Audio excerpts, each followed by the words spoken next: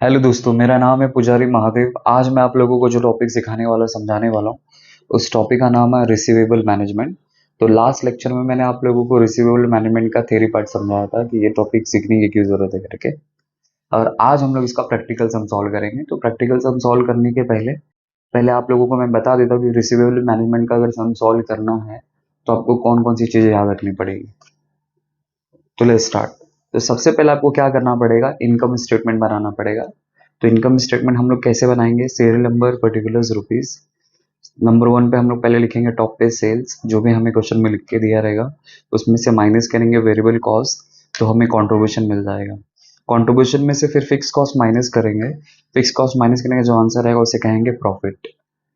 फिर उसमें से माइनस किया जाएगा cost of investment. Cost of investment को आप लोग बोल सकते हो अपॉर्चुनिटी कॉस्ट। मतलब जो मैंने पैसा कस्टमर में फंसा के रखा है, अगर वही पैसा अगर मैं कहीं पे इन्वेस्ट करूंगा तो उससे तो मेरे को दो पैसा मिलेगा या फिर मुझे इंटरेस्ट मिलेगा। तो मैं अपने उस मतलब उस डेटर की वजह से मैं अपना नुकसान करा रहा हूँ कस्टमर की वजह से। तो फिर वो नुकसान को भी आपको क्या करना पड़ेगा, माइनस करना पड़ेगा। तो कॉस्ट ऑफ इन्वेस्टमेंट को कैसे निकाला जाता है, तो मैंने यहाँ पे इसका फॉर्मूला दिया है जो आपको लास्ट लेक्चर में मैंने बताया था।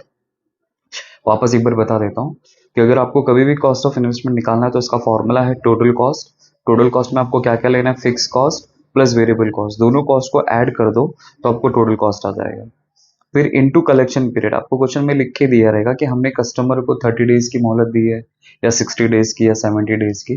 वो आपको क्वेश्चन में लिख के दिया रहेगा, 1 मंथ 2 मंथ जो भी रहेगा, डिवाइडेड बाय 365 डेज या फिर 12 मंथ्स, या फिर आपको क्वेश्चन में सीधा सीधा डेज ही लिख के दिया रहेगा, गिवन ही लिख के दिया रहेगा। मतलब समझो कि अगर आपने ऊपर अगर 3 मंथ्स लिखा है, समझो कलेक्शन पीरियड क्वेश्चन में लिख के दिया 2 मंथ्स, तो फिर अपॉन में आप लोग 12 लिखेंगे। अगर क्वेश्चन में अगर आपको डेटा डेज में लिख के दिया रहेगा तो अपॉन 365 डेज, या फिर क्वेश्चन में आपको जो डेज गिवन होगा वो आपको लेना है। फिर into required rate of return. तो रिक्वायर्ड रेट ऑफ रिटर्न का मतलब होता है रेट ऑफ इंटरेस्ट, आपको कितना मिल सकता था अगर ये पैसा अगर आपने कहीं पे इन्वेस्ट किया रहता तो ये फॉर्मूला अप्लाई करके हमारा आंसर आ जाएगा कॉस्ट ऑफ इन्वेस्टमेंट। फिर इसमें से माइनस करेंगे बैड डेट्स।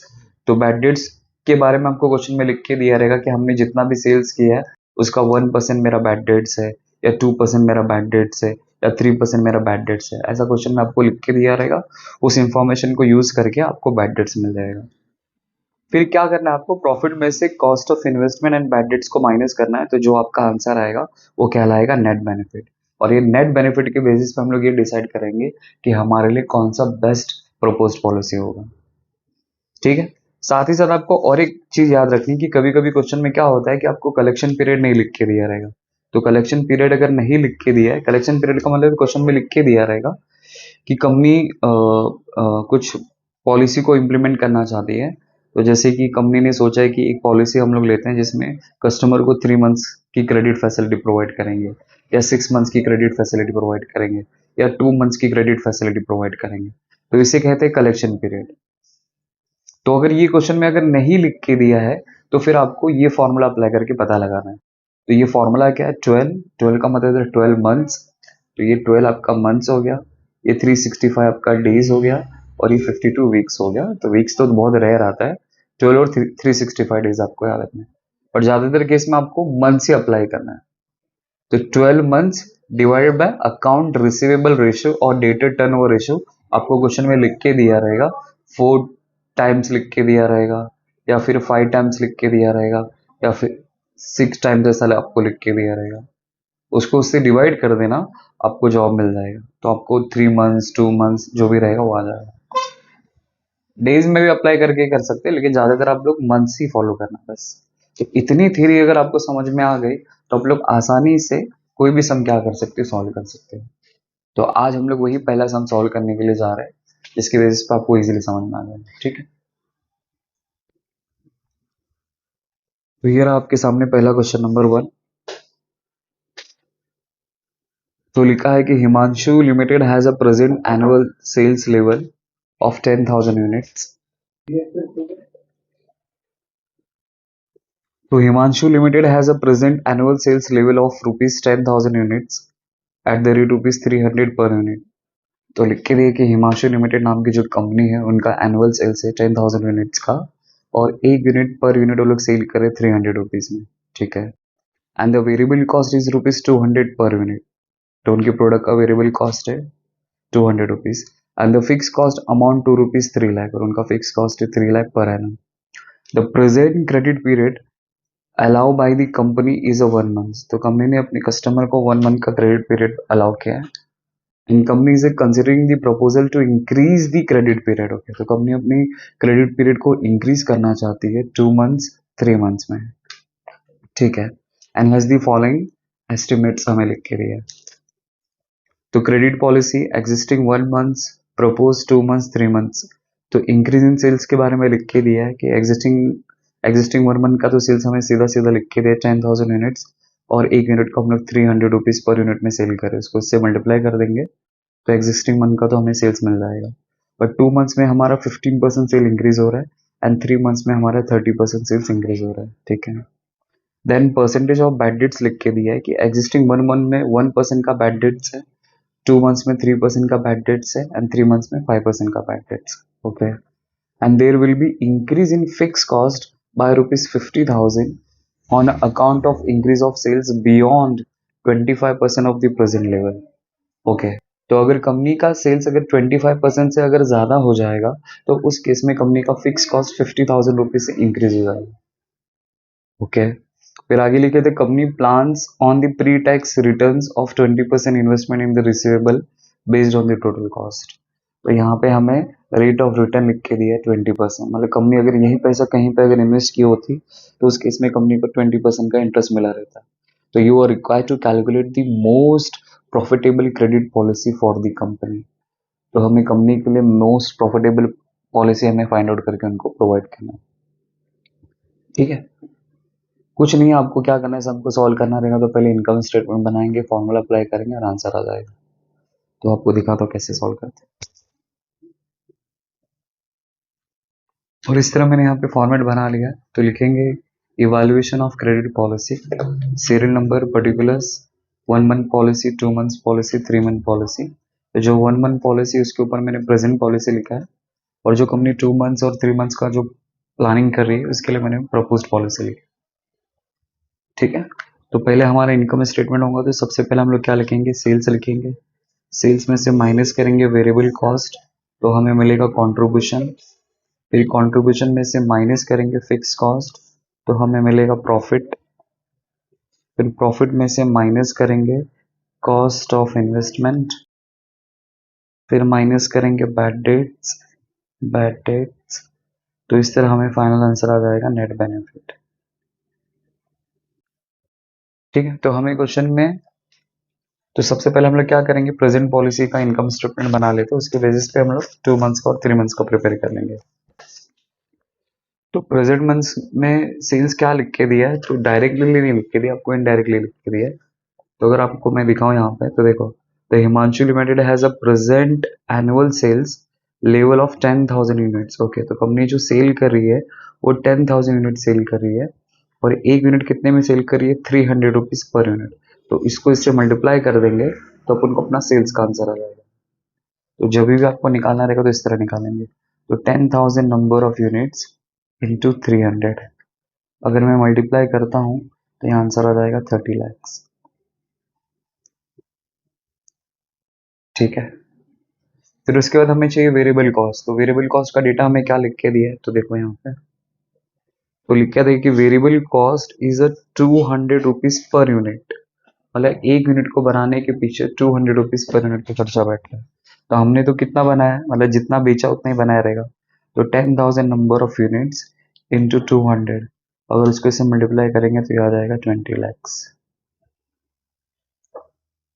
ठीक है, अब हम लोग क्या करेंगे, 30 लैक्स में से 20 लैक्स को माइनस करेंगे तो हमें कॉन्ट्रीब्यूशन मिल जाएगा 10 लाख रुपीज का।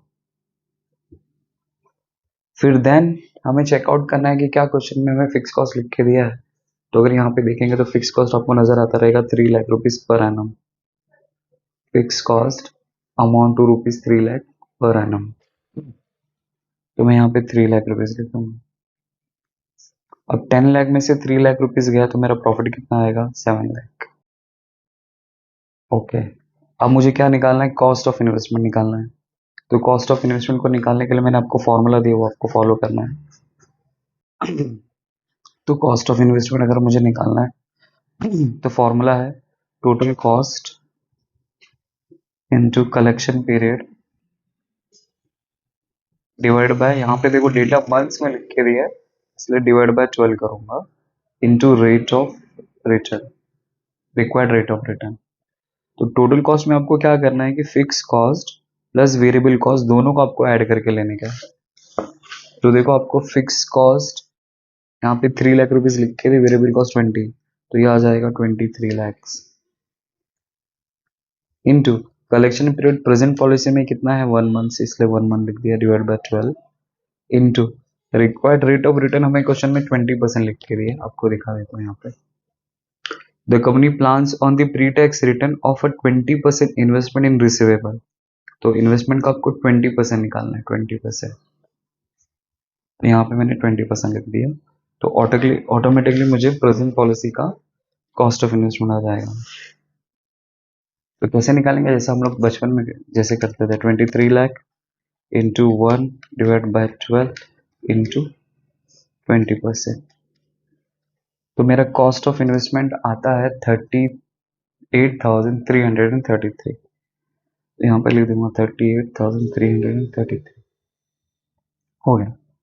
अब क्वेश्चन में हमें चेकआउट करने की, क्या क्वेश्चन में हमें बैड डेट्स लिख के दिया है, बैड डेट्स, तो मैं आपको दिखा दूं तो प्रेजेंट पॉलिसी में अगर आप लोग देखेंगे तो percentage of bad dates is a 1%, तो अब ये 1% किस पे निकालना है, अगर क्वेश्चन में मेंशन है तो इस पे निकालो, नहीं लिख के दिया रहेगा तो ऑलवेज सेल्स पे निकालना है। तो 30 lakhs है, तो 30 lakhs पे अगर 1% निकाल दो तो 30,000 हो जाए, और यहाँ पे हाईलाइट कर देता हूँ ये वाली इसके लिए, तो 30 lakhs इंटू 1%, बस। अब इसमें से माइनस कर दो, आपका फाइनल आंसर आ जाएगा, तो 7 लाख माइनस 38,333 माइनस 30,000, तो आंसर आता है मेरा 6,31,667 तो ये आ गया मेरा प्रेजेंट पॉलिसी का नेट बेनिफिट। अब हम लोग प्रपोज पॉलिसी का आंसर निकालेंगे, तो 2 मंथ्स का क्या होगा, 3 मंथ्स का क्या होगा। तो 2 मंथ्स के केस में क्या लिख के दिया हमें क्वेश्चन में कि हमारा सेल्स कितना इंक्रीज होगा, तो देखो यहाँ पे, तो इंक्रीज इन सेल्स 15%, तो मेरा जो सेल्स है 15% इंक्रीज होगा। तो देखो, तो पहले का मेरा जो यूनिट्स था, पहले का जो मेरा यूनिट्स था इसका वर्किंग मैं यहाँ पे कर रहा हूँ। पहले आपको यूनिट्स पे कैलकुलेशन करना है, तो 10,000 यूनिट्स था, अब 10,000 का मैं 15% अगर मैं इंक्रीज करूंगा तो कितना आएगा, तो 1,500 आ जाएगा, अगर दोनों को ऐड कर दूंगा तो 11,500 यूनिट्स आ जाएगा। तो आपको अमाउंट पे नहीं करना है, आपको यूनिट पे करना है, तो 10,000 यूनिट इंटू 15% 1,500, 11,500 आपका यूनिट आ गया। अब 2 मंथ्स का आपको सेल्स निकालना है, तो अगर मुझे सेल्स निकालना है तो मैं कैसे निकालूंगा, 11,500 नंबर ऑफ यूनिट्स इंटू एक प्रोडक्ट का सेलिंग प्राइस कितना है, 300 रुपये होने वाला है, इससे मल्टीप्लाई कर देंगे, आपके सवाल का जवाब आ जाएगा, तो 11,500 इंटू 3, तो आ जाएगा 34,50,000, तो मैं अब सीधा यहाँ पे लिख दूंगा 34,50,000। अब उसी तरह वेरिएबल कॉस्ट चाहिए, तो वेरिएबल कॉस्ट भी सेम, तो वेरिएबल कॉस्ट मतलब नंबर ऑफ यूनिट से मेरा 11,500 पर यूनिट, जो पिछली बार था वही हम लोग लेंगे पर यूनिट, कितना है 200, तो अगर मैं मल्टीप्लाई करता हूँ तो कितना आ जाएगा 23 लाख, तो ये 23 लाख मैं यहाँ पर रिकॉर्ड कर दूंगा।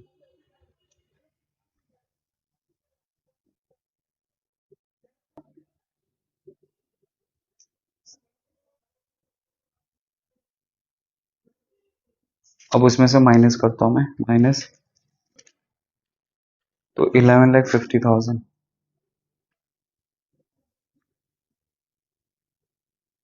अब इसमें से मैं माइनस करूंगा फिक्स कॉस्ट, तो फिक्स कॉस्ट तो हमेशा सेम होगा, सेम लिख दिया। अब इसमें इसको माइनस करेंगे तो अपना आंसर आ जाएगा, तो 8,50,000, मतलब आप कितना भी प्रोडक्शन करो, हर सिनारियो में आपका फिक्स कॉस्ट सेम ही होने वाला है। तो कंट्रीब्यूशन में फिक्स कॉस्ट माइनस किया तो मेरा प्रॉफिट आ गया। अब देन इसमें से माइनस करेंगे कॉस्ट ऑफ इन्वेस्टमेंट, तो कॉस्ट ऑफ इन्वेस्टमेंट को निकालने का सेम फॉर्मूला मैंने जो लिख के दिया वही मैं अप्लाई करने वाला हूँ।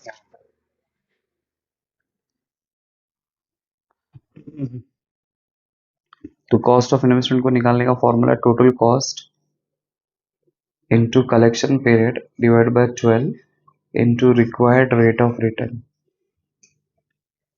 टोटल कॉस्ट में आपको क्या क्या कंसीडर करना है? Variable cost plus fix cost, 23 lakh plus 3 lakh कितना होगा? 26 lakh. Into collection period 2 months है divide by 12 into required rate of return, हमें क्वेश्चन में वही 20% लिख के थे तो वही फॉलो करना। बस सॉल्व करेंगे अपना आंसर आ जाएगा।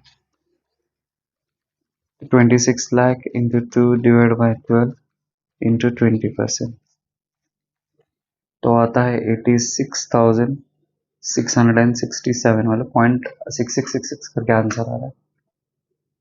तो पॉइंट के बाद 5 या 5 से बड़ा नंबर रहेगा तो मैंने एक नंबर यहाँ पे इंक्रीज कर दिया, तो ये मेरा आंसर आ गया। तो अब मैं इसी को यहाँ पे यूटिलाइज कर लूंगा। तो 86,667। अब बैड डेट्स, तो बैड डेट्स मुझे लिख के दिया 3%, आपको दिखा देता हूँ एक बार।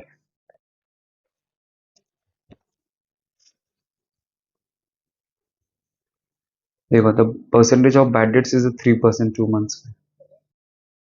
तो 3% फॉलो करूंगा, ऑन सेल्स पे निकालूंगा, तो मेरा सेल्स मुझे कितना लिख के दिया? 34,50,000। तो 34,50,000 का 3% तो कितना आता है? 1,03,500। अब उसमें से माइनस कर दूंगा तो मेरे सवाल का जवाब मिल जाएगा 6,59,833। तो ये आ गया 2 मंथ्स का। अब उसी तरह मैं 3 मंथ्स का निकालूंगा। तो पहला है सेल्स, तो सेल्स के केस में इन लोगों ने क्या बोला है? सेल्स के केस में लिख के दिया इंक्रीज इन सेल्स 30%। जो मेरा सेल्स है कितना है? 30%। ओके, तो वापस सेम आपको यूनिट्स पे कैलकुलेशन करना है। 10,000 यूनिट्स था प्रीवियस वाला, उसमें बोला 30% इंक्रीज हो रहा है। तो आपको हमेशा बेस, मतलब प्रेजेंट पॉलिसी को बेस लेके सम को सॉल्व करना है। नहीं तो कुछ लोग क्या करेंगे, उन्होंने 30% इंक्रीज करने के लिए बोला रहेगा, तो 2 मंथ्स का आपका जो नंबर ऑफ यूनिट आता है 11,500, तो लोग उसके ऊपर निकाल देंगे और उस तरह आपका आंसर गलत हो जाएगा। तो आपको नहीं करना है, हमेशा आपको बेस, कभी भी आपको कम ज्यादा कुछ भी करना रहेगा, इंक्रीज डिक्रीज कुछ भी करना रहेगा, तो प्रेजेंट पॉलिसी को ध्यान में रखते हुए आपको करना है। ठीक है, तो 10,000 इंटू 30% निकालूंगा तो 3,000 आ जाएगा, तो ये मेरा आ जाएगा 13,000 यूनिट्स। बस। हाँ, वही सेम है जैसे आपको निकालना है, तो सब कुछ सेम ही होगा। तो सेल्स अगर इसका मुझे निकालना है तो 13,000 नंबर ऑफ यूनिट्स इंटू एक प्रोडक्ट का सेलिंग प्राइस कितना है? 300, सेम ही होगा। तो मल्टीप्लाई अगर मैं करूंगा तो कितना आ जाएगा? 39 लाख। तो वो 39 लाख रुपीज मैं यहाँ पे रिकॉर्ड कर लूंगा। 39 लाख रुपीज। अब मैं इसमें से माइनस करूंगा वेरिएबल कॉस्ट, तो same variable cost 200 per unit है, सेम आपको वही कंसिडर करना है। तो वेरिएबल कॉस्ट तो 13,000 number of units, right, into 200। तो अगर मैं करूंगा तो ये मेरा कितना आ जाएगा? 26 लैक्स।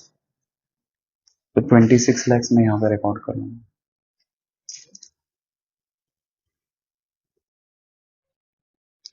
बस, अब 39 लाख में से 26 लाख अगर मैं माइनस करता हूँ तो 13 लाख आ जाएगा मेरा आंसर। अब उसमें से मैं माइनस करूंगा फिक्स कॉस्ट, लेकिन आपको फिक्स कॉस्ट में एक बात का ख्याल रखना है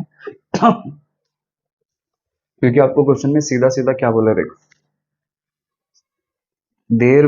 यहाँ पे देखो कि there will be increase in fix cost by rupees 50,000। तो मेरा फिक्स कॉस्ट इंक्रीज हो जाएगा 50,000 से अगर अगर मेरा sales beyond 25% of present level, मतलब जो मेरा प्रेजेंट लेवल जो मेरा था 3 लाख रुपीज, बरोबर। अगर मेरा इंक्रीज अगर 25% से इंक्रीज होता है सेल्स, तो क्वेश्चन में देखो इंक्रीज इन सेल्स यहाँ पे कितना लिख के दिया 30%। तो 30% मतलब 25% से ज्यादा इंक्रीज हो रहा है आपका, बियॉन्ड मतलब 25% से ज्यादा अगर आपका सेल्स इंक्रीज हो जाएगा तो उस केस में आपका फिक्स कॉस्ट 50,000 से इंक्रीज हो जाएगा। तो पहले 3 लाख था, 3 लाख में 50,000 ऐड कर देंगे तो आपका फिक्स कॉस्ट आ जाएगा 3,50,000। तो सर आपने 2 मंथ्स में क्यों नहीं किया? तो 2 मंथ्स में क्या यहाँ पे सेल्स कितना इंक्रीज हो रहा है 15%। और उन लोगों ने क्या बोला कि बियॉन्ड 25%, 25% से ज्यादा इंक्रीज होगा तो ही 50,000 बढ़ेगा, बढ़ेगी तो 15% ही इंक्रीज हो रहा है। इसलिए इस वाले में मैंने नहीं किया, इस वाले में एज इट इज वही मैंने कॉपी किया। बस ये वाले में मैं इंक्रीज करके रिकॉर्ड करूंगा। तो पहले 3 लाख था, 3 लाख में 50,000 ऐड कर दिया तो 3,50,000 हो गया। अब उसमें इसको माइनस करूंगा तो 9,50,000 आ जाएगा, राइट। अब मुझे क्या निकालना है? कॉस्ट ऑफ इन्वेस्टमेंट निकालना है। सेम वही फॉर्मूला जो मैंने आपको यहाँ पे लिख के दिया, मेरे पास तो जगह नहीं, मैं यहाँ पे कर लेता हूँ। तो टोटल कॉस्ट में आपको क्या लेना? Fix cost plus variable cost दोनों आपको लेना। तो वेरिएबल कॉस्ट आपको 26 लाख लिख के दिया है और फिक्स कॉस्ट आपको 3,50,000, दोनों को अगर मैं ऐड करूँ तो 29,50,000 आता है मेरा टोटल कॉस्ट।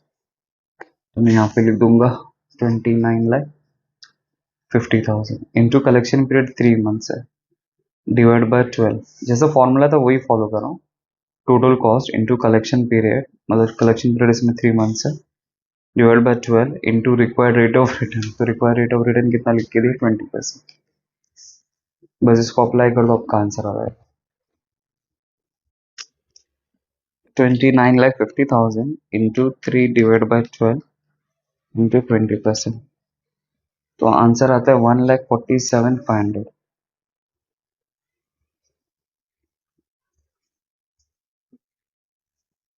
बस अब यही आंसर मैं यहाँ पे कॉपी कर लेता हूँ। मैं यहाँ पे लिखूंगा 1,47,500। अब उसके बाद बैड डेट्स का नंबर है, तो बैड डेट्स के बारे में क्या लिख के दिए? तो बैड डेट्स में बोला 5% आपका बैड डेट्स है। ये देखो यहाँ पे the percentage of bad dates 1% इसमें था, इसमें 3% था, इसमें अगर 3 मंथ्स में देखेंगे तो देखो 5%।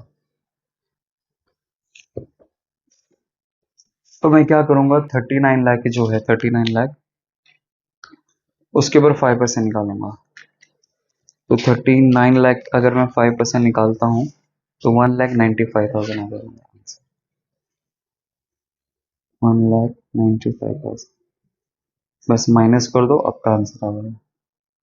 मतलब इसमें से इन दोनों को सब्सट्रैक्ट कर दूंगा, प्लस 1,47,500 माइनस 9,50,000। तो आंसर आता है 6,07,500। तो इस तरह आपका नेट बेनिफिट आ गया। बस अभी आप लोग चेकआउट कर लो कि किसमें आपको सबसे ज्यादा बेनिफिट मिल रहा है। देखो प्रेजेंट पॉलिसी में 6,31,000 रुपीज का प्रॉफिट है, इसमें 6,59,000 और इसमें 6,07,000। तो बता सकते किसमें सबसे ज्यादा प्रॉफिट हो रहा है? प्रपोज पॉलिसी 2 में, है ना, इसमें सबसे ज्यादा प्रॉफिट है। तो इसका मतलब कंपनी 2 मंथ्स की क्रेडिट पॉलिसी को अडॉप्ट करेगी, मतलब कस्टमर को जब भी मोहलत देगी तो 2 मंथ्स का क्रेडिट पीरियड देगी, उसमें उसको कंपनी को ज्यादा प्रॉफिट मिल रहा है। तो इस तरह भी आप लोग डिसाइड कर सकते हो, या फिर आपके और एक अगर स्टेप फॉलो करना है तो आप लोग कर सकते हो। तो आगे ऐसा लिख सकते हो, इंक्रीज इन बेनिफिट।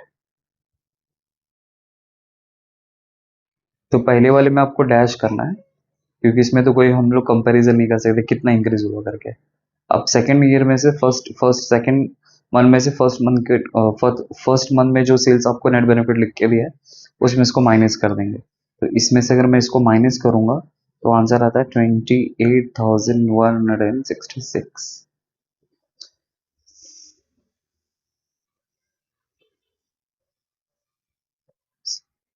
फिर इसके बाद यहाँ पे देखो 6,07,500 है, दिख रहा है?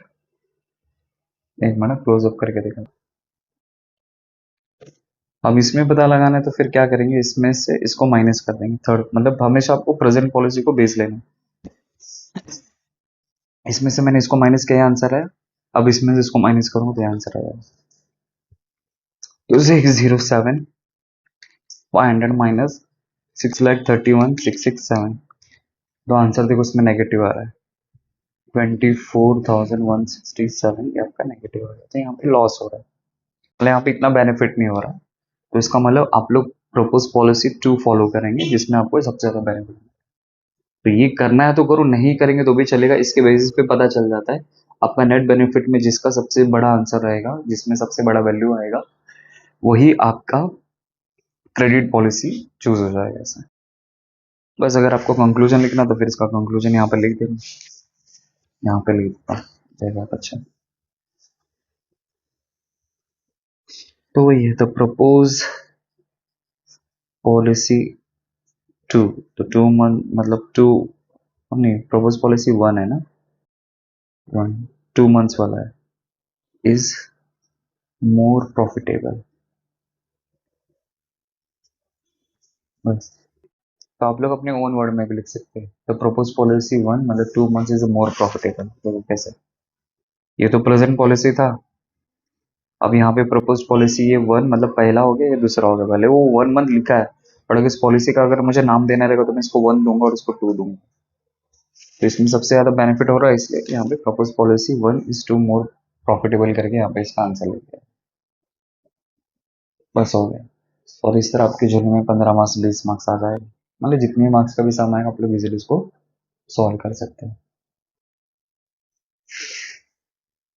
ठीक है, आई होप आपको समझ आ रहा है। Thank you.